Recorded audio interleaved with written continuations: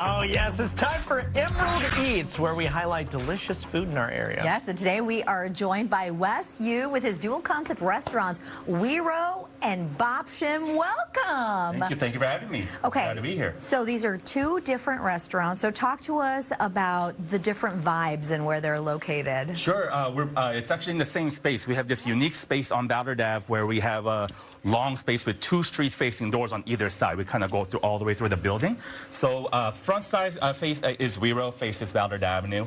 And at Wero, we do a sort of upscale, modernized Korean food. Very nice. And for Bapshim, which is actually, we very quietly opened our doors 2 days ago. Oh, so we're screaming it out right now. This is the official opening announcement. You had the soft launch, and now it's go time. I had the soft launch. Not even family knew this was happening. I just sort Your of. family didn't even know? I was, we try to be slow on the first couple of days because so many things to figure out, you know. Yeah, but this is the first sort of announcement that goes to the public at large that we're open. Well, thank you for doing that here. Thank you for having me to do this. It's very exciting, very exciting. You can get a fully customizable rice bowl at Bapshim. It's quick and easy for lunch takeout. That's exactly right. And we'll get a look at that today. So what are we making? Yeah, so let's start with the little japchae noodle salad. So japchae is sort of a Korean noodle dish that's really popular. We put our little spin on it to make it make it a little more robust and make it a salad. And that's something that is on the menu at Wero. Okay. So in the pan here, I got this nice and warm. I'm going to turn this up just a little bit more. Okay. Yeah, and so basically I have this veggie mix, which for TV magic, I part cooked some of this. Okay. But I got onions, I got bell peppers, I got carrots, I got celery root. Very nice. I have wood ear mushrooms, which are sort of these really wonderfully textured mushrooms. And I have kale. So I'm going to start with some kale in the pot, in the pan. And we'll give that a nice little toss.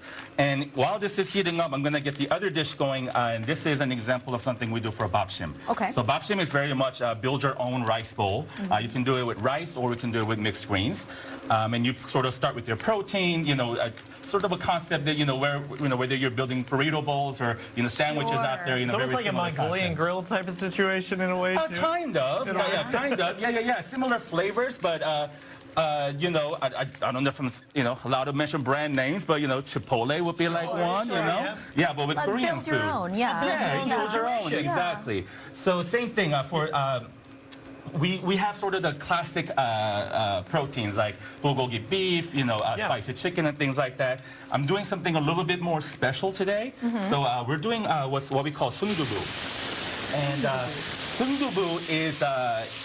it's a form of tofu, and it's most often had in a stew form. Yeah. But it's sort of like I'm a big soup person, and some soups have a lot of broth, and some soups are real chunky and more stewy. And I personally love the chunkiness of this soup. Yeah. So we sort of made a sauce that's brothless with the same flavors. Cool. Interesting. Yeah, so we have this veggie mix here. Zucchinis, onions, bell peppers, shiitake I know, mushrooms. it already smells amazing. Smells really good, yeah. And we're gonna have, this is a spicy dish. So I have this sauce pre-made. Okay.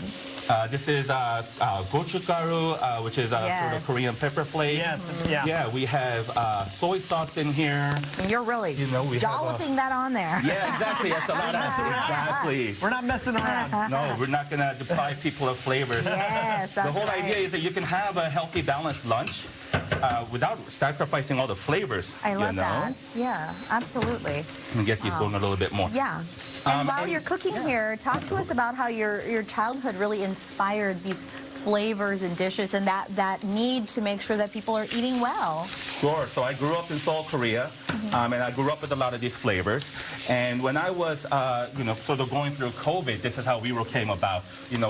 I've been in the States for a long time, but I found myself cooking a lot of Korean food at home. Yes. And I just wanted to sort of bring that comfort, and that's, Wero actually means comfort. It actually gets like a triple meaning type of thing, but the major meaning is comfort. It also means to go upwards, and it can also mean in certain contexts into the stomach. So it sort of like works out. Yeah. Yeah, so it's just the whole idea is to bring comfort with the flavors, and I wanted to do, cuisine that that is elevated Korean food, but still accurate. You know, I don't necessarily like to use the word authentic because I think authenticity is really personal more than anything. Sure. Right, sure. You know, but I like to use the word accurate, you know, accurate to the flavors that I had. You know, because sometimes I have, you know, dishes at Korean restaurants or more, you know, modernized Korean restaurants, and I kind of go, hey, this is great, you know, it tastes great, it just doesn't really quite take me back. And that's sort of what we try to do at Wero.